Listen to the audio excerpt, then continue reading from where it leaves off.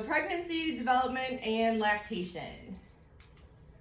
So we already talked about the erection, the enlargement and stiffening of the penis that prepares it for breeding. The arteries dilate, the veins are compressed, and sexual stimuli needs to be available so that the erection actually happens. And that includes smells and behavioral changes that are all going to be caused by the increase in estrogen due to the estrous cycle. So copulation is the actual act of breeding. It's allowed by the female during the estrous period.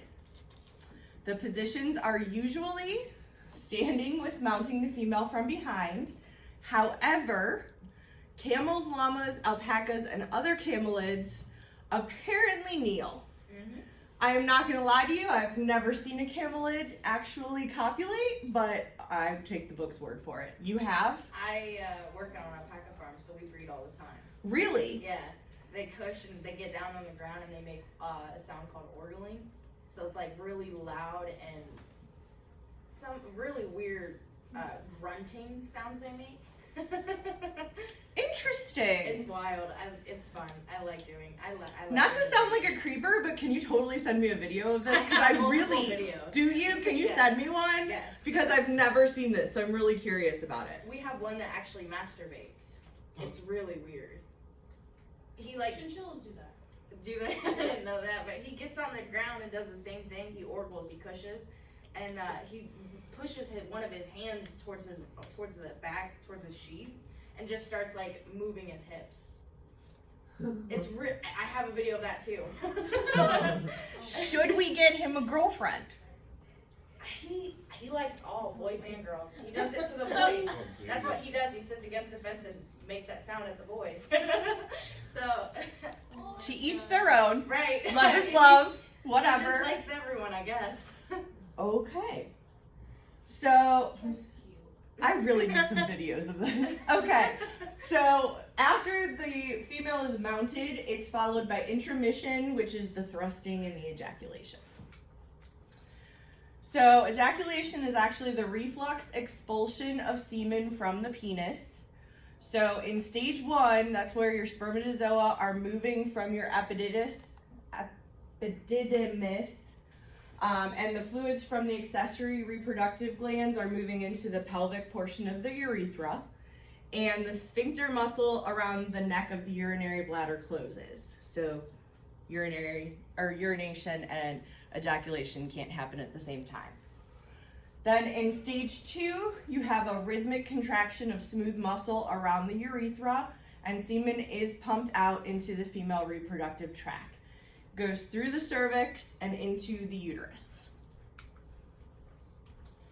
So just in case you needed a visual, here's some pictures of mounting. In case nobody knew what it looked like. All right, so the semen is usually deposited in the upper portion of the vagina, and the spermatozoa, by their swimming, which let's be honest does not really do a whole lot for them, the contraction of the uterus and the oviducts and the cilia in the oviducts is what gets the sperm up to where it needs to be.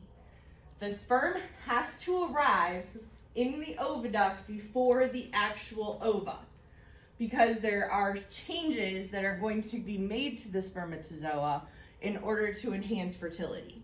Because as women, we can't just let men do their own thing. We gotta change things before we can actually accept it. So the series of changes that the spermatozoa undergo in the female reproductive tract increase the chances of a successful fertilization. So there's ion movement through the cell membrane, an increase in the cell's metabolic rates, increases in the rate of simple sugar use for energy production, and then exposure of enzymes in the acrosome. Who remembers what the acrosome is? We just talked about it less than half an hour ago, guys. Is that the head of the spermatozoa? It's the little cap thing that goes over the spermatozoa. So there's a large number of spermatozoa to find and swim around the ovum. They then begin tunneling through the corona radiata and the zona pellucidea. One will physically penetrate the cell of the membrane of the ova. That's when fertilization happens. And the genetic material is delivered into the ovum cytoplasm. After that, the cell membrane goes on lockdown and nobody else is getting in.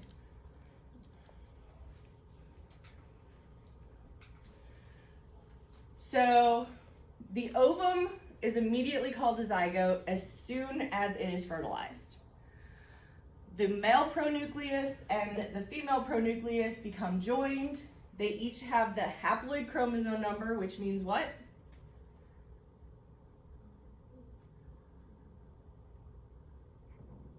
Half the parent cell. Yes, they have half of the chromosomes that the parent cells have. So when they come together, the new creature has the right number of chromosomes. It doesn't have double the chromosomes it should have. When they join together, that's when you get the diploid chromosome number back. Okay? So cleavage is the rapid mitosis of the zygote. Two pronuclei, which is the ovum and the spermatozoa, form a single nucleus. Each chromosome makes a copy of itself, and the zygote begins to rapidly divide.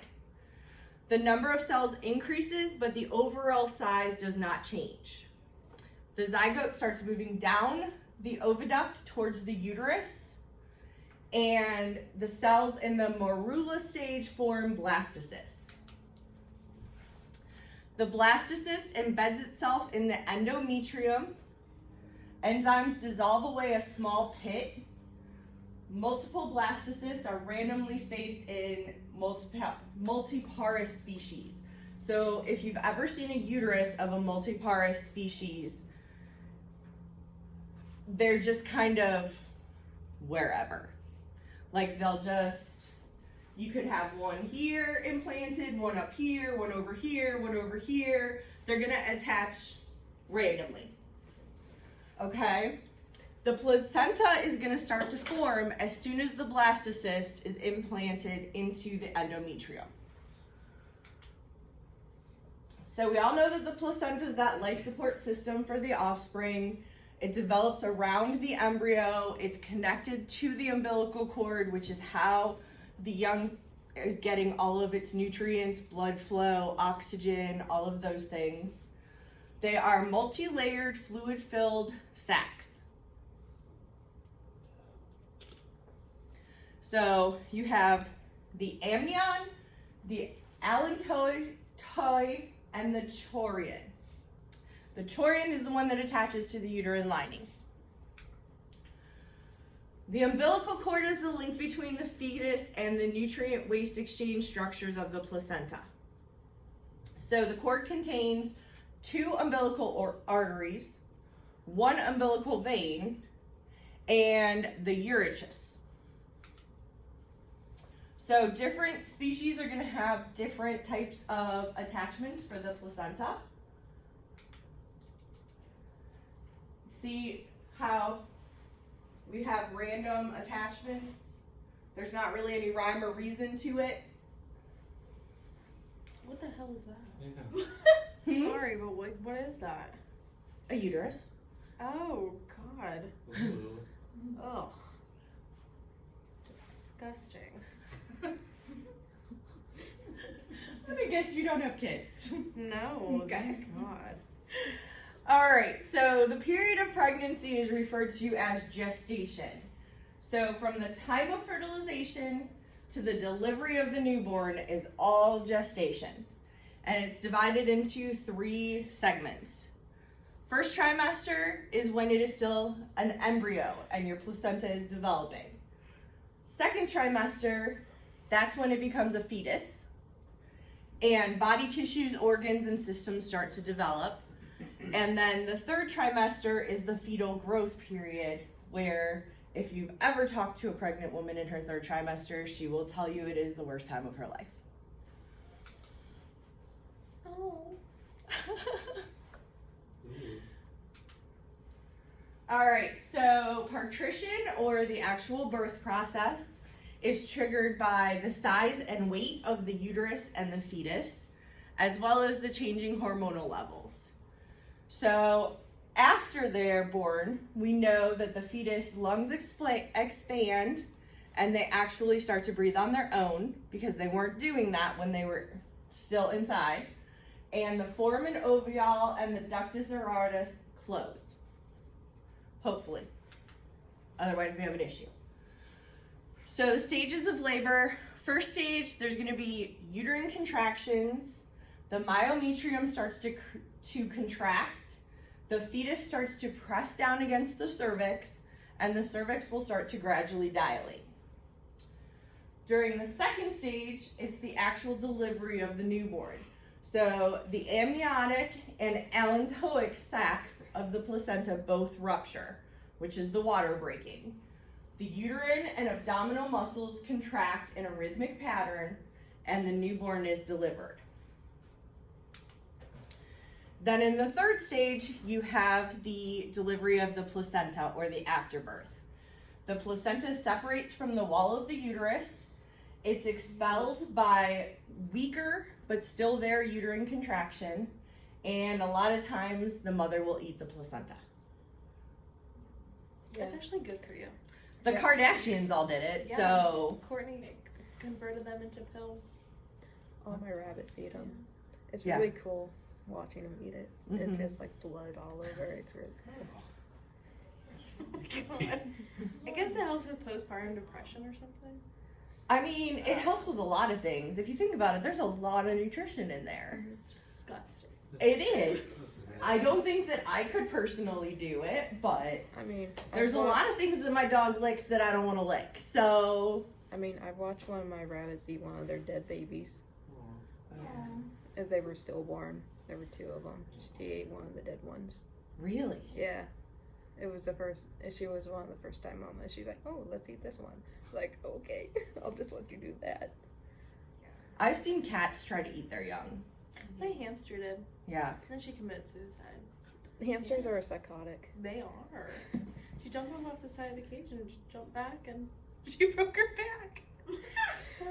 It was horrific, but I've then her never babies heard of followed. a suicidal hamster before, her so. babies followed as well. Listen, They all working at died. PetSmart will make you look at hamsters a whole different way. Then things are weird. Especially I will never again own a hamster or a gerbil. Gerbils are fun. If I you're going watched to one get a start hamster, eating- get a Chinese No, they dwarf are- it started hamster. eating They're its own the tail. nicest Yeah. of the I hamsters. said, Okay. excuse me. Dwarf And they're- hamsters are psycho. I had a hamster, But they're guinea pig. the Chinese ones are different than The like hamster the bit my legit finger dwarf when I was hamsters. little. They Yeah, my have, finger started gushing like, blood little, immediately. prehensile And the tails, guinea so pig. they're a little bit Hamster longer. bites are like and they're worse than actually some nice. dog bites.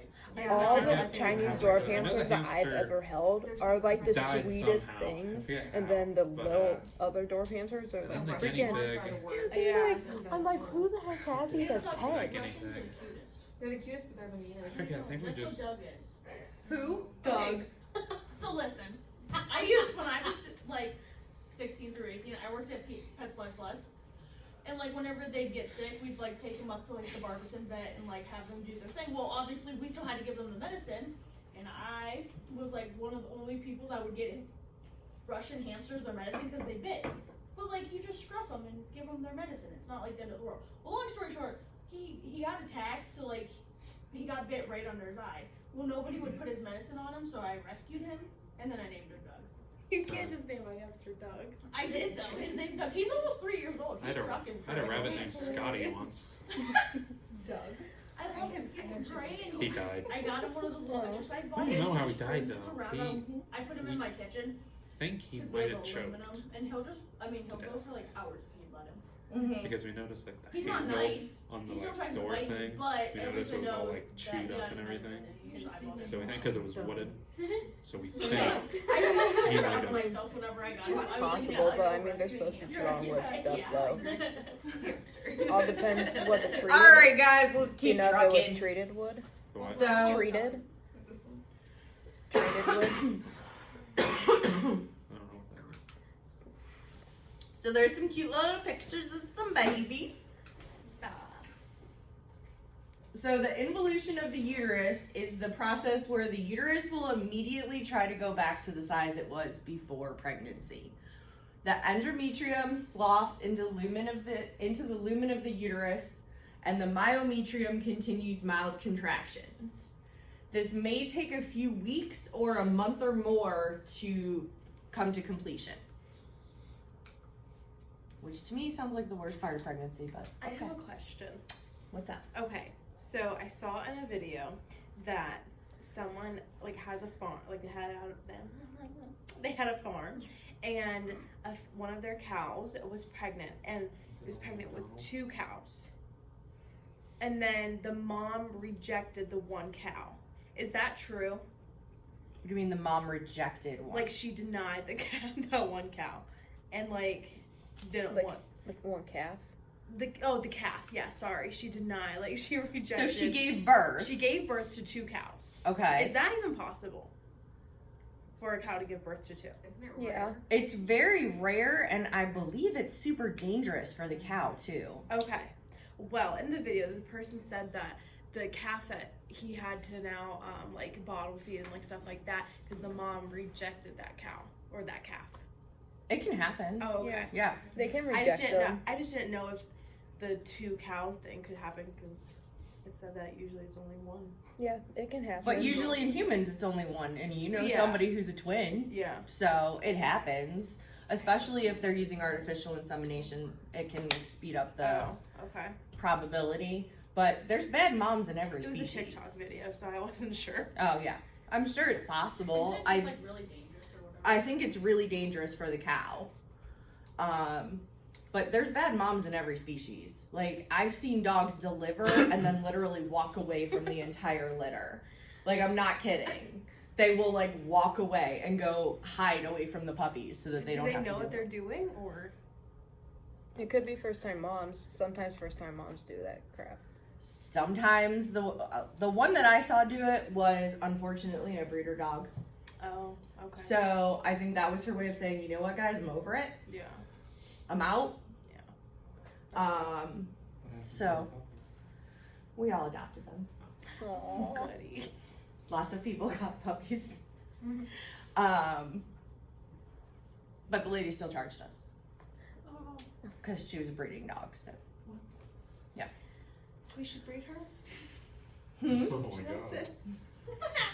Jeez. Oh my god. there's a lot of things I wish we could do to owners that they do to their pets, but unfortunately, it's very illegal. Frowned upon. So the mammary glands or the milk glands are specialized skin glands. They are present in the male and the female. You could technically get a male to lactate with the right combination of hormones. Holy crap. Yeah. I don't think you want to take those hormones though. So they normally only function in the female, and they vary in species. So the number, where they're at, and how many openings per teat are all different based on the species. They produce colostrum and milk, so they're very important during the neonatal period. So the udder of the cow is 4 mammary glands or quarters that are completely separate from each other. They have a sling-like arrangement of ligaments for support and attachment to the body wall.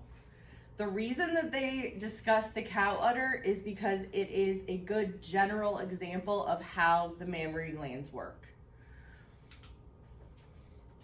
So the milk secreting units of the mammary gland are actually the alveoli. They are arranged like clusters of grapes around the alveolar duct. The milk is secreted into the duct, and then smaller ducts connect to form larger ducts. The largest ducts empty into the gland sinus, and then the gland sinus is continuous with the teat sinus. And the milk accumulates in the 2 large teat sinuses, which is what we know as milk letdown. And then the street canal tip at the end of the teat is where the animals are actually feeding from. Does that all make sense? Okay. And everybody understands what milk letdown is, right? Yes? No? Okay, so during pregnancy, all of this is happening. But after, well, actually, slightly before they give birth, you're gonna get milk let down, which is when you can actually get milk out of the teat.